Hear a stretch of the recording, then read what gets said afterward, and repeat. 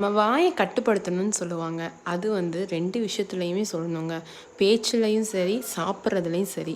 வாயை கரெக்டாக வச்சுருந்தா மட்டும்தான் நம்ம உடம்பு வந்து கரெக்டாக இருக்கும். எல்லாத்துலேயும் அப்படி தானேங்க. அப்படி தான் ஆயிடுச்சு. நான் வந்து ரீசெண்டாக வந்து ஃபிஷ்ஷு சாப்பிட்டேன். அதில் வந்து எனக்கு ஃபுட் பாய்சன் ஆயிடுச்சு.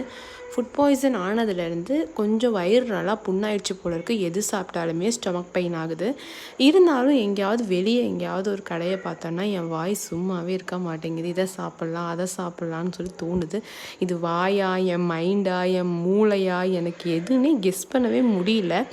நானும் ரொம்ப கண்ட்ரோல் பண்ணி ஃப்ரைட் ரைஸு அது இதுன்னு எல்லாத்தையும் கண்ட்ரோல் பண்ணி வச்சுருக்கேன்.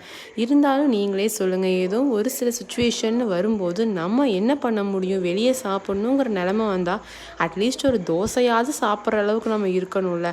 அதுக்காகவாது நம்ம உடம்ப வந்து நம்ம பார்த்துக்கணுங்கிற நிலமையில தோசை சாப்பிட்டு வந்தேன். நல்ல வேளை நேற்று எனக்கு எதுவும் ஆகலை. அதுவும் அரை தோசை தான் சாப்பிட்டேன். உங்களுக்கும் இந்த மாதிரி அனுபவம் இருக்கா சொல்லுங்கள். நம்ம வாயை கண்ட்ரோல் பண்ண முடியாமல், நம்ம மைண்டு சொல் பேச்சையும் கேட்க முடியாமல் இந்த மாதிரி அனுபவிச்சிருக்கீங்களாங்கிறத மறக்காமல் கமெண்ட்டில் ஷேர் பண்ணுங்கள்.